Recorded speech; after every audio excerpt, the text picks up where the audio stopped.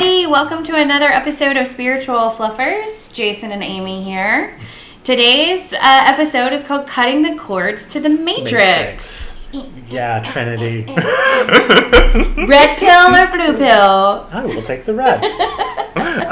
So what is this matrix? I mean, I think we're using matrix somewhat as a dramatic term, and we're also trying to make fun of it because, again, it's basically we all see ourselves in the world around us in a very myopic view, and we're actually all seeing it differently. We think we're all I have my perspective. Jason has, even us sitting next to each other is a really good example of I see the world from this perspective and you're seeing it from your perspective. Yep. And if you could possibly see both at the same time, you'd start to get a little trippy. A little crazy. But and that's kind of where we're going with this, is letting go of 3D. Letting go of your myopia, of seeing yourself in a fixed position in the world, in a fixed position. Do you need to do this? No. Are you a better person for doing it? No, but I would say the world becomes a little bit more fun when you stop reacting to it and start co-creating with it. Co-creating, active participant in your own happiness. So I think the point for us today is talking about this third dimensional reality that we live in. Yep. Our society is constructed, regardless of where you live. You have work that you go to, or you're a mom at home, or any number of other things that people do in their daily lives. And that is what we call our 3D reality. Yep. And what we're saying is that perception of reality is only a very small sliver of what true reality, universal reality, unlimited, infinite reality exists of. Yep. There are many, many, many dimensions that are all around us all the time. Well, if you believe in a soul, you instantly become energetic, and then you have Einstein's theory, which basically says energy is timeless. So you're pretty much, if you believe in a soul, you already believe in this stuff on a theoretical level, because once you go timeless and as energy, you everywhere. Yeah. And you're a part of everything. So a little trippy, but we're trying to pretty much stay out of the trippiness because it's fun to so it's just kind of push your limit of understanding around it. I mean, this was when I first started down my spiritual awakening path. I kept hearing people say this all the time: third dimension, fourth dimension, fifth dimension, and we're going to do a whole video on the 3D, 5D, that. So we'll save that for that video. But for the purposes of an introduction, before we get there and letting go of this 3D reality, we're not saying don't believe in gravity. We're not saying that you shouldn't, stand in front of a car doesn't exist and expect you're not going to get hit by it, because you are. There are real things that we all have to exist in and around and within, but we want you to know that there's far more out there, is what I would say. Because, again, once you start realizing that there's more out there, you start to become both canvas and painter. You start to become... Your canvas grows because you realize there's more than you saw. Yep. And I believe even the paints that you're using to paint with, right? Yep. I suddenly have access to different types of paints. And they become more vibrant, too. And so one of the things that I've learned through this journey is working with the Angelic Realm. Mm-hmm. So those of you who may have come from a religious background, I know we as Protestants are not quite as aware of the angels as I know my Catholic buddies are. The angels, you love your angels, and that's a good thing. And I didn't necessarily understand the importance of them, but now I'm understanding the angelic realm is an actual dimensional realm. And so much like when you stand out, if you've ever had this opportunity of standing outside when a thunderstorm is coming on, and you'll feel the hair on your body start to stand up, or chills that you get because you're actually reacting to the energetic shift that's happening in the atmosphere. And just like that energy exists, but you can't really see it, but you can feel it. It's the same with these other dimensions that are around us all the time. Yeah, and we know matter's energy, and if you want to go down that rabbit hole, again, we're energetic human beings. Yeah. We're just slower than other energy. Yeah, no, if I've seen some of the studies where you go microscope down, and ultimately I am just protons and neutrons and electrons, right? Just vibrating all the time. And even in that tiny, tiny little vibrating space, there's more air, there's more dark matter, there's more empty space than there are actually protons, neutrons, and electrons. Isn't that crazy? So I am fundamentally made up more of nothing than I am of thing. And which is mind-blowing. It's really mind-blowing. And again, and when you deal with time, aspects of time, where, because again, proton at the quantum level, time doesn't really exist. It gets, again, this gets kind of fun. We'll talk more about this probably in our 3D, 5D. Sure. We love it because it's trippy. We love it. We do. I think that's the main thing, is that if you start to kind of think about this and you start to play with it a little bit more, it really does make life a little more fun if you don't have to live in a box. So how do we start to awaken to this understanding? Do you know how, when you first recognized it? Or I mean, I think you always recognize that there's more to reality than what we're seeing. Like we feel like we're getting fed information that's somewhat accurate, although we know it's not. I think for me it was, again, I think a trickle of love hit. I always knew everyone was wearing a face and a secret self. Everyone was hiding who they really were. I think what happens is with that dynamic, the real self gets starved, and then eventually a trickle of love or something touches that real self. And then you're like, oh my God, I really want to start this journey. At least I think that's how it does it. I don't know how everyone else started. I don't think it starts from hate. I don't think it starts from contempt, because I think those are low vibrational viewpoints that can get you out of, they are not bad, because they can get you out of a relationship that's not great. Sure. Or they can, someone's trying to kill you, run. Yeah, totally. But I don't think this journey starts with that. I really do think it starts with love. It's a touch of divine source love that we can't quite understand, because I feel the same. I'm an academic. I have ridiculous amounts of education at tier 1 schools, and would have never in my wildest imaginations thought I'd be sitting here talking to you about angels and energies. No. And they are so real to me right now. They are just as real as my water bottle right here. And so I think it was a touch of something. I don't know. It has to have been love. I think everything starts with love. I don't know. Too. Again, it's a guess. I also think what also happens is... But something hits your real self is the point of it. Yep. You know what I mean? I also think we lose control of our imagination, give it to our ego, and just put it on cruise control. And the regaining of imagination allows us to actually explore the infinitesimal and the infinite in a better way than we would like to. I mean, because again, like, if learning is a function of desire, which I don't think can be mathematically disproven. Right. Unless I'm dyslexic and saying that completely opposite. Could be. I'm very dyslexic.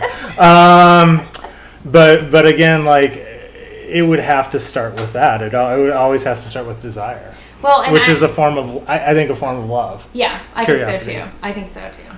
But again, it's very hard. Like, it's such a, because again, I think it's an incremental movement that happens both with the human condition forces us to become semi-self-aware, usually between the ages of 6 and 11.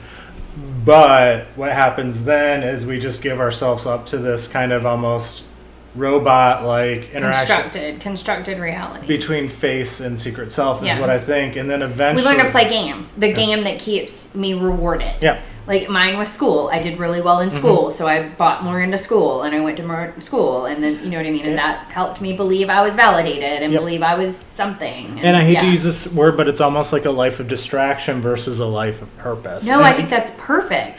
Say it again. A life of distraction versus a life of purpose. I think a lot of times we are just going through the motions and playing this frickin' Cubert for the 20 millionth time, being distracted and saying, oh my God, this is so freaking boring. I know I'm more than this. I know the world's more than this. I need to stop playing freaking Cubert. Yeah. And so once we start to wake up to the fact that there is something else out there, and I really like that you're always referencing to this ages 6 to 11 where it starts to shut down.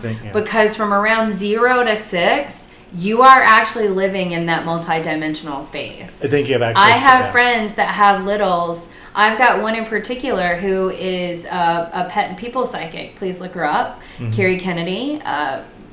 talks to animals. Carrie talks to animals. Yeah. Look her up. But she's got a little who is 2, and she will talk to her just like I'm talking to you about this angel that lives in her room that she talks to regularly. And I think we all had that, but the constructs on Earth made it so by the time we reach 6, it's no longer okay to be playing with the unicorn, you say. Well, and I think what happens is we get invited to this adult game either through childhood trauma, or the epiphany theory, where you just do enough data collection, say, oh, everyone's wearing a face in Secret Self. I should be wearing it too. I have to. Yeah. And there's this almost anger or pissed offness that happens during it, and I can actually usually see it between the child and the parent, because you can see the parent's upset with them.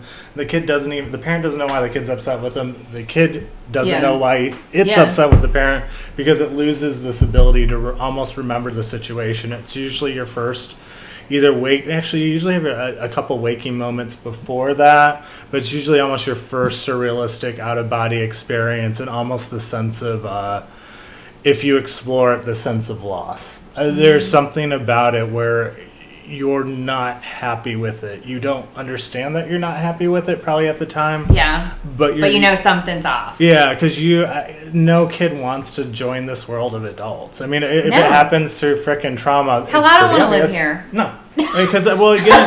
Because it's a game we're no longer interested in playing. Yeah, that's exactly our other video. Yeah, the game we're no longer interested in playing. Yeah, because we're like, oh, I have to wear a face. Oh, but great. That being said, and I'm being glib, of course I want to be here. I like being here. I chose to be here for this one. We love to play. This is the whole point of this video, is that we can make life more fun if we will allow ourselves to be a little more open, a little more imaginative. Yeah. Go back to that 0 to 6 time frame. Think about, like Jason likes to say, playing in the meadows with the unicorns. Oh, yeah. I mean, the more you can do that, the better you are at, again, creating your own reality, becoming more creative with yourself, becoming more creative with, I believe, eventually your soul self, if you want to. If you don't, that's fine. I mean, but again, I do think being able to regain control of your imagination is an important part of happiness, because at the base level, we're creative beings. We're information/pattern gatherers. We're information/pattern processors, if you want to take us at a very base level, and information/pattern creators, and we're happiest at level 3. The creation. We're addicted to level 1 and level 2. We love to stay in those. We love to take information in and organize it and control it. Yeah. But we're happiest, truly soul level happiest, when we're creating. And again, like that's a base desire. Like it's in our cells. It's in almost every life form. So therefore, why wouldn't we want to seize upon this path of becoming better at painting ourselves, painting the world around us, painting this world around us? And again, if we want to get preachy, we can also say the macro is a reflection of the micro, and the more we evolve ourselves, the more we're evolving the world around us. Exactly. I know a ton of you light workers actually care more about that than evolving doing all that stuff. Exactly. It's one of those selfless things that I think a lot of we all came here to do. They're like, oh. So switching from being reactive to being an active participant in my own happiness is one of the reasons that somebody would care about why do we let go of 3D? Like, why do we even think about this? Why would we want to push the boundaries on it? Yeah. Well, and also, like, you would say, what is it, Buddha that would say suffering comes from this covetous nature of the material. Yeah. And I mean, Buddha was pretty much just beat it in everyone's head, like, it ain't important, it ain't important, it ain't important. And again, you don't have to be a Buddhist to believe that he definitely had some really good points. Yeah, I mean, like, again, he's saying, like, this is causing you misery.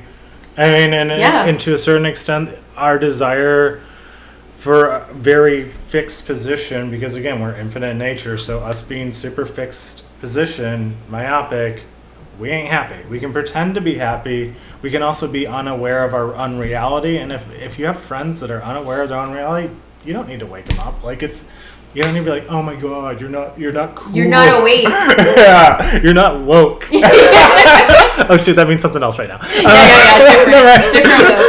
Different woke. But But yeah, I mean, again, it's not necessary to wake people up. We just want you to pursue your own path and your own happiness. And again, we think it's at this base level. This creative level. And I think that's what we'd like to encourage everybody to do. And we would love to hear you give us in the comments below ideas that you've tried with this. But try to imagine a new reality for yourself. It's really... I know it sounds crazy. I know it sounds woo-woo. Trust me, I am a social scientist by training. Mm-hmm. I have taken so many social science research methods classes. Yeah. I can teach them at the college level. Cool. But I'm saying if you can let go of some of those constraints and think differently, be imaginative. Yeah. There is a whole world out there to open up. You are not this. You are this. Yes. And probably even more. I can't bend my hands. But yeah, I mean, like you're infinite in nature. I mean, even think about your brain capacity. I mean, your brain is definitely not this persona. Like it's like it can think of everything. Literally. And then we create this very reactive persona, especially through our childhood development and into our adult development. We're like, I'm infinite. Like your brain's like, I can do a lot more. Yeah. Do you want me to do more? Yes. No, I'm good. Yeah. No. But then that's the ego. Yeah. It's like, no. We're good.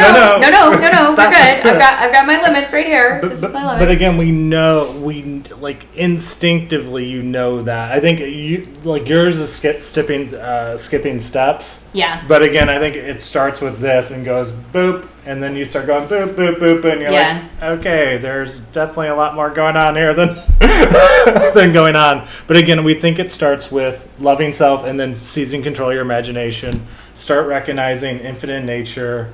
Try some experience. Get pieces of paper, literally. Draw, doodle, write. I know there's Tony Robbins and all of these people who do that type of motivation and coaching, encourage people to write out what their dreams are. Yep. And I used to be kind of a jerk about this. Yeah. I used to be like, oh, whatever, that's ridiculous. But now that I'm on the other side of this and realizing how we really are co-creators, we really are participants in our own happiness. Mm-hmm. If I'm not actively engaging with what I want my happiness to look like, then I'm not participating in it. I'm ceding the ability to exist on. I'm just like, oh, okay, I'm going to... And it becomes almost an apathetic existence versus something that's fulfilling. It's so hard to describe because again, it's the Matrix. We joke about it, but there's more out there. Yeah. The rabbit hole goes very, very deep. We'll talk about more of the rabbit hole. Totally, when we get to the 3D, 5D shift. Yeah. But in the meantime, try some meditative techniques. We will put some meditative techniques on the website. Try asking to feel some of these energies. One of the things I've done while working with Dr. Wendy Perel down here is taken a Working with Your Archangels class. Yep. And you can actually sit in meditation and ask for particular angelic energies to come around you and ask what it feels like. Yep. And you may think I'm crazy, but you can actually literally feel the energy around you when you ask for that. And oh no, you might look bad. I might be crazy. Darn. You might think I'm crazy. Oh my gosh, someone might not like me. Please go watch our Trolls, Blessed Are the Trolls episode on that one if you haven't seen it. But yeah, I mean, again, I think the guided meditations are the best because again, I think it's all about, I think it starts or it helps to regain control of your imagination. Yeah, open up your imagination. I think that's definitely what it's done for me. What do you got to lose? Yeah, exactly. Oh, darn. You just make life more fun. Exactly. All right, everybody. I don't want to. Thank you. I like my sad life. I like my happy. There's nothing wrong with it. Thank you, everybody, for joining us. As always, please like us if it's helpful. Subscribe to our channel. Share it with people that you think might like it. And check us out at spiritualfluffers.love. Yep.